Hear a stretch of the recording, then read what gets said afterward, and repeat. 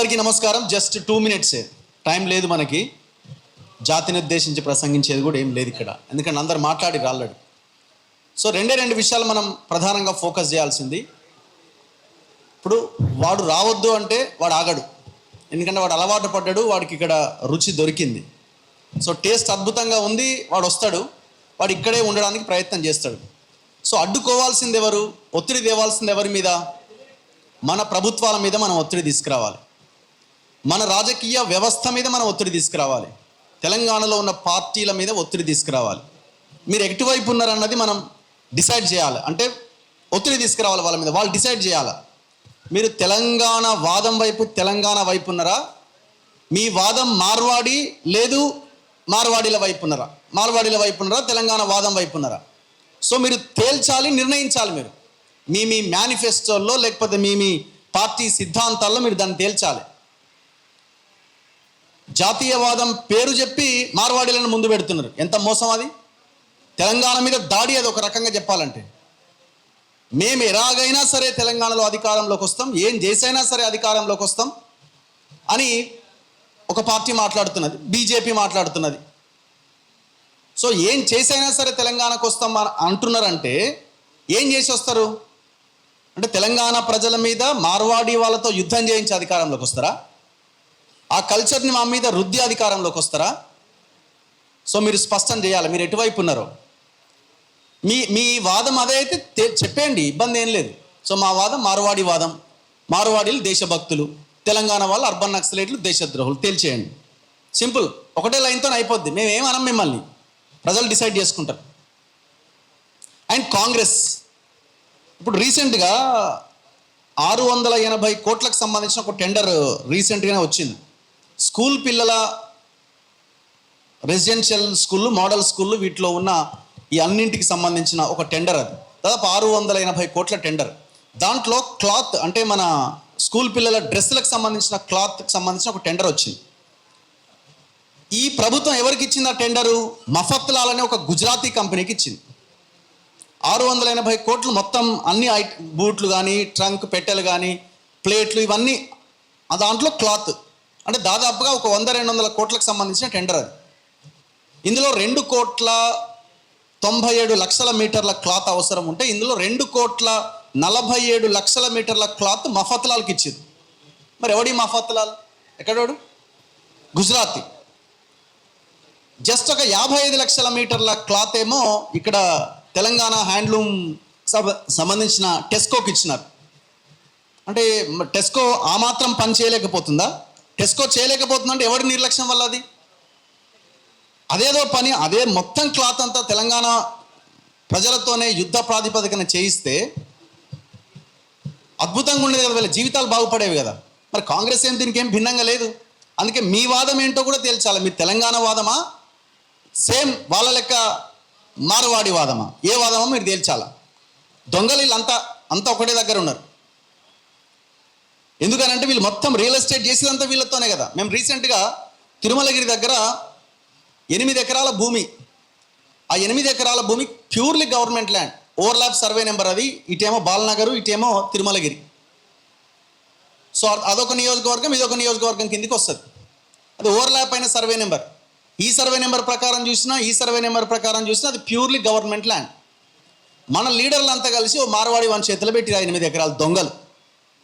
ఒక్కడు మాట్లాడతలేడు.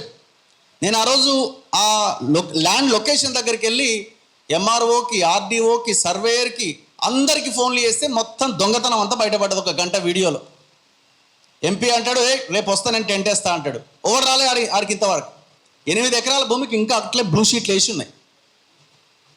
అది ఎవరి చేతిలో పెట్టిరో? మార్వాడి వాని చేతిలో పెట్టిరు. వాడు ఎవడు? గతంలో కేటీఆర్తో నుండి ఇప్పుడు రేవంత్ రెడ్డి దగ్గర ఉన్నాడు. ఇప్పుడు ఈ పంజాగుట్టలో సర్కిల్లో ఒకటి కట్టిండు, మొత్తం రోడ్ అంతా శ్మశాన వాటికని కబ్జా చేసి. వాని పేరు మాల్ఫాయా ఏదో ఉంటుంది, మాల్ఫానియా ఏదో ఉంటుంది వాడి పేరు.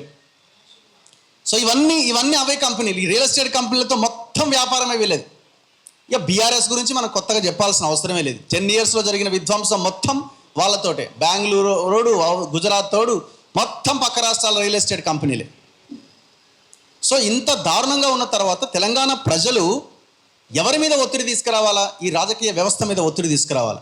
BRS, Congress, BJP and communist పార్టీలు కూడా చెప్పాలి. సిపిఐ నీ వైఖరేంది, సిపిఎం నీ వైఖరేంది, ఏ వాదం మీదో చెప్పాలా.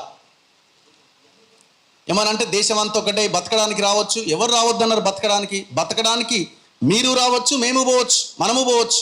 మనము ఆ రాష్ట్రానికి వెళ్ళి మనం పెత్తనం చేసినా తప్పే కదా. నువ్వు మొత్తం ఈ నుంచి వెళ్ళిపో, నేనే పెత్తనం చేస్తాను, తెలంగాణ వాళ్ళు ఎవరైనా వేరే రాష్ట్రంలో అన్నారు అనుకోండి, అది కూడా తప్పే. మార్వాడి ఉద్యమం, ఈ వ్యతిరేక ఉద్యమం ఆగిపోయింది అనుకునే వాళ్ళకు ఇది ఇది ఇది జస్ట్ శాంపుల్ మాత్రమే. భవిష్యత్తులో రాబోయే రోజుల్లో మరిన్ని ప్రోగ్రామ్స్ ఉంటాయి, కార్యక్రమాలు ఉంటాయి.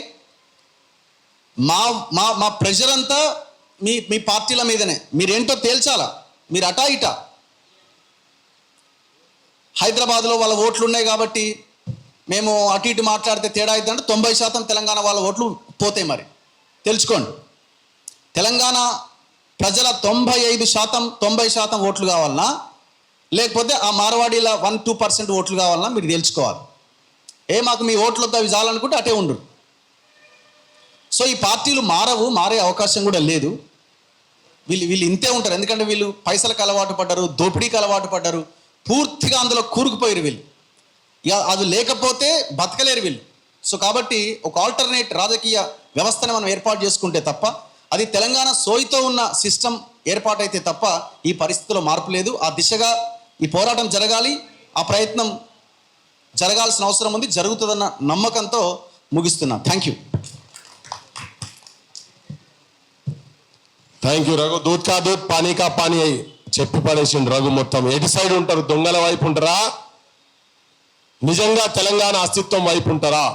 ఇంత బహిరంగంగా మేము సంవత్సరం నుంచి చెప్పుకుంటూ వస్తున్న దాన్ని ఇవాళ పత్రికలల్లా చాలా క్లియర్గా, వాళ్ళ పత్రికలల్లా చాలా న్యూస్లు మనం ఎంత న్యాయబద్ధంగా ధర్మబద్ధంగా ఉన్నటువంటి ఒక చిన్న పాయింట్. ఇప్పుడు అదేదో ఛానల్లో వాడు అడవి పందులు ఎక్కుంటాడు, మార్వాడి వాడు, జిగ్నేష్ జోషి అంటాడు. ఏమన్నాడు? తెలంగాణ వాళ్ళకి 2000 ఆ రోజు దొరికితే వాళ్ళు తాగుడు తప్ప ఇంకొకటి లేదన్నాడు.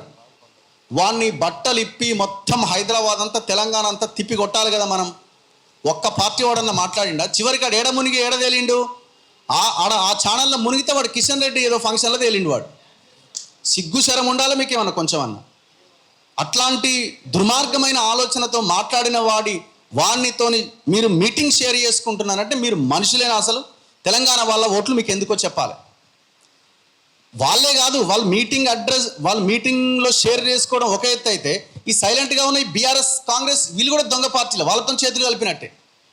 తెలంగాణ వాళ్ళు 2000 రూపాయలు ఉంటే తాగుబోతులు తాగుతారనంటే వాడు ఎవరిని అవమానించినట్టు? వాడు ఇక్కడ బతుకుతాడు, ఇక్కడ నీళ్లు తాగుతాడు, ఇక్కడ భూమి మీద బతుకుతాడు. రేపు పొద్దున సస్తే ఈడనే ఈ 4 అడుగు 6 అడుగుల భూమిలో వాడిని పాతి పెట్టాలి. మళ్ళీ అదొక పెద్ద దండగా. సో మనకు పౌరుషం ఉండాలి కదా. ఎవడైనా ఈ పోరాటాన్ని అడ్డుకునే ప్రయత్నం